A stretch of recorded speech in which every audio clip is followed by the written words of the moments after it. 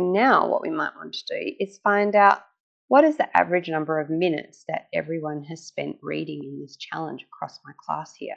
So the formula that we're going to use for that, and we can do different averages. Let's start out by looking at the mean. So the mean is when we add up all of the numbers and then we divide it by the number of numbers. So let's have a look. We're going to do Excel can do that for us by going equals average. Again, I open up my bracket just like I do for any formula in Excel, and I put in the first cell that I want to count. So the cells that I have here, the minutes per day, that is E2. You can see here E2, and then colon, and the last one I want to get the average of is E9.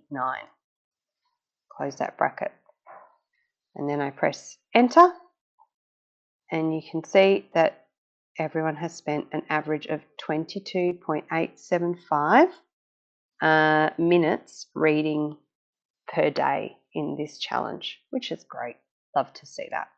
Let's see how that works in a larger data set. Again, equals average.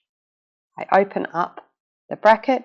The first one that I want to do again is column E, row 2. So the cell is E2.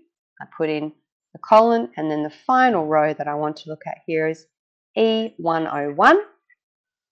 E101, close my bracket, and there we go, 24.26 over the larger data set.